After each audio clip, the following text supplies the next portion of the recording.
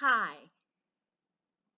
In the Ohm's Law lab, you have two different things that you're going to be looking at. In the first part of the lab, you're going to be looking at the relationship between voltage and current for a known resistance.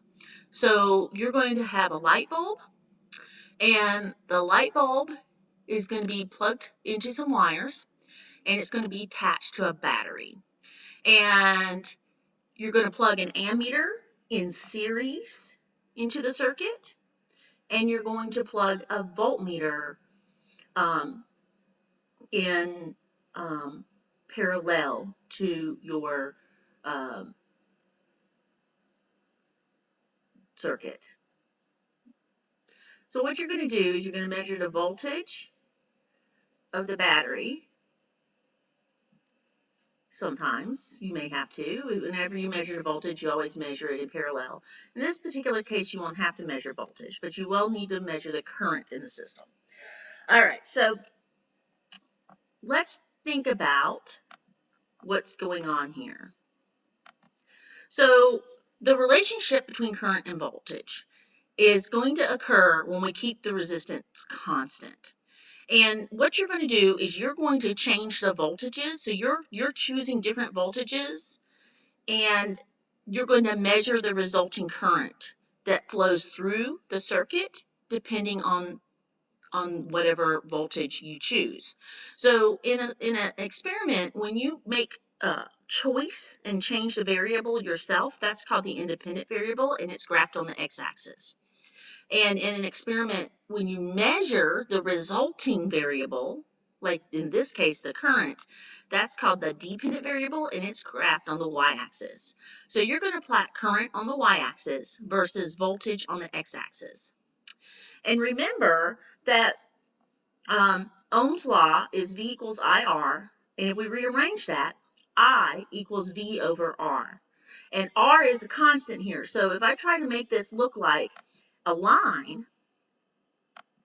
if I try to make this have a Y equal MX shape, I, or current, is going to be on the y-axis, and voltage is going to be on the x-axis.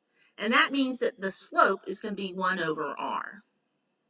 So you should be getting a line. So to get that data, you're simply going to just click on the voltage. So there's 9 volts on this battery right now, and the current is 0.90 amps. And you can change that to 16 to 8. You can change it using the arrows. So you will want to take several voltage readings, at least 10, and you want to and get the resulting current reading. And then you will make a graph of current versus voltage, and it should be a line, and you will insert a linear fit, and the slope will be equal to 1 over R.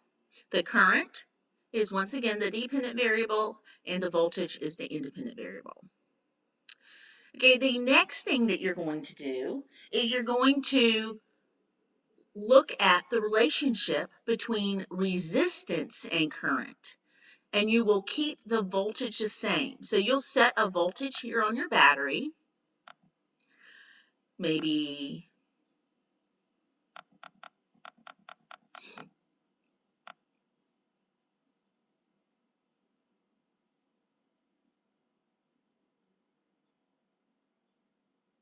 12 volts, okay?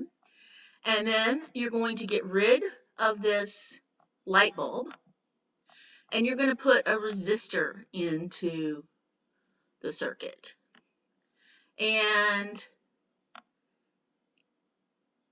to do that,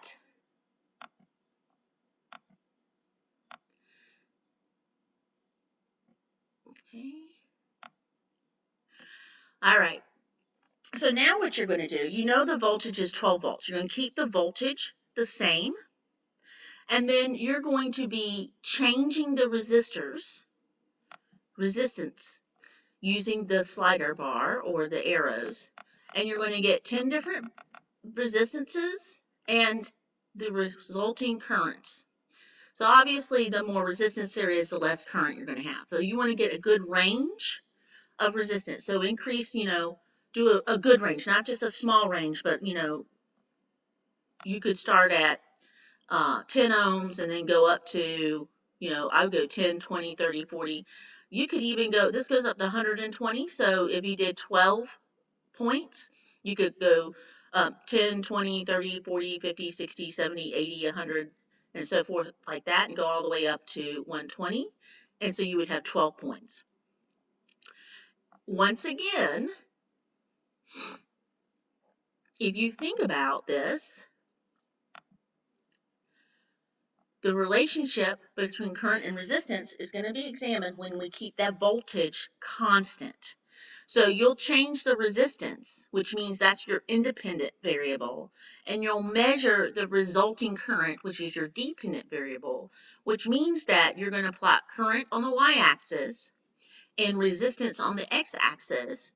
And remember that I equals V over R, but this time V is going to be the constant.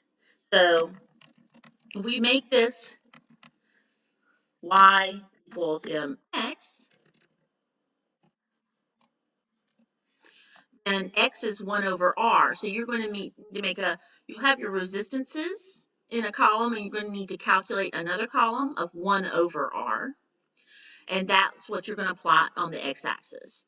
And the slope should be that voltage that you set to in the beginning on your battery. So first you'll let me just clarify. First you'll plot I versus R, and it's going to look like an inverse relationship. And second, you're going to linearize it, and to linearize it, you would plot I versus 1 over R, and the slope will be the voltage.